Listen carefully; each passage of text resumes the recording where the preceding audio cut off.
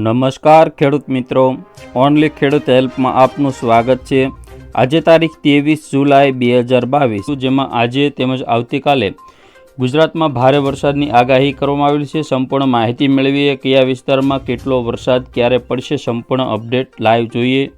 બપોર પછીના સમયની અપડેટ જોઈએ તો કચ્છ જિલ્લામાં ખાસ કરીને માંડવી, ગાંધીધામ, રાપર, ખાવડા સહિત કચ્છના મોટાભાગના વિસ્તારમાં હળવાથી મધ્યમ વરસાદની શરૂઆત। સલાયા, દ્વારકા, જામનગર, મોરબી, રાજકોટ, ચોટીલા, સુરેન્દ્રનગર, બોટાદ, ભાવનગર, ગોંડલ, ભાણવડ, પોરબંદર, જૂનાગઢ, ગીર સોમનાથ, અમરેલી, સુરેન્દ્રનગર સહિત મોટાભાગના વિસ્તારોમાં હળવાથી મધ્યમ વરસાદી ઝાપટા જોવા મળશે।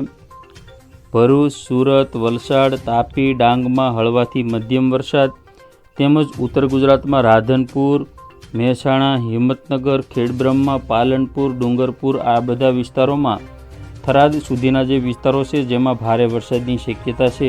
સાંજની અપડેટ જોઈએ તો આજે રાત્રે ખાસ કરીને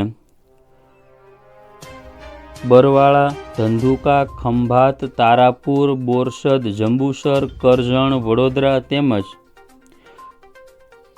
આણંદ, ડાકોર, મેમદાવાદ, ધોળકા, નળ સરોવર, લીંબડી, ધંધુકા આ બધા વિસ્તારોમાં ભારેથી અતિ ભારે વરસાદ તેમજ અમદાવાદ, ગાંધીનગર, પ્રાંતિજ, માણસા, કડી, વિરમગામ, નળ સરોવર, કપડવંશ, બાયડમાં વરસાદી માહોલ જોવા મળશે। હવે ઉત્તર ગુજરાત તરફ નજર કરીએ તો સૌથી વધારે સાંતલપુર, રાધનપુર, રોડા, પાટણ, હારી, સાણસમાં, મોઢેરા, મહેસાણા તેમજ કડી, ડસાડા, વિરમગામ આ બધા વિસ્તારો, સુઈગામ અને થરાદમાં અતિ ભારે વરસાદી માહોલ દિયોદર તાલુકા સુધી જોવા મળશે। ધાનેરા, ડીસામાં પણ વરસાદી માહોલ ભારે જોવા મળશે। કચ્છના જે વિસ્તારો છે જેમાં નલિયા, માંડવી, ગાંધીધામ, રાપર, ખાવડા, ભાડલી, લખપત સહિત મોટાભાગના વિસ્તારોમાં ભારે વરસાદની શક્યતા છે। તો સૌરાષ્ટ્રના ભાવનગર જિલ્લો, અમરેલી, જૂનાગઢ, ગીર સોમનાથ, દેવભૂમિ, દ્વારકા, જામનગર, રાજકોટ હળવાથી મધ્યમ વરસાદી માહોલ જોવા મળશે।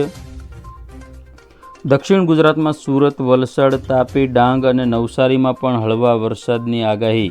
આવતીકાલે 24 તારીખમાં સવારના સમયની અપડેટ જોઈએ તો માંડવી, મુંદ્રા, ગાંધીધામ, ભુજ, નલિયા તેમજ નાગવીરી, લખપત, નિરોણા, ખાવડા, ધોળાવીરા આ બધા વિસ્તારમાં ભારે વરસાદની શક્યતા રહેલી છે। તો ઉત્તર ગુજરાતના પણ સુઈગામ, થરાદ, ધાનેરા, ડીસા, પાટણ, દિયોદર, પાલનપુર સુધી ભારેથી અતિ ભારે વરસાદની શક્યતા। બાકીના વિસ્તારોમાં સૌરાષ્ટ્ર હોય, દક્ષિણ ગુજરાત કે મધ્ય ગુજરાત હોય હળવાથી મધ્યમ વરસાદ જોવા મળશે।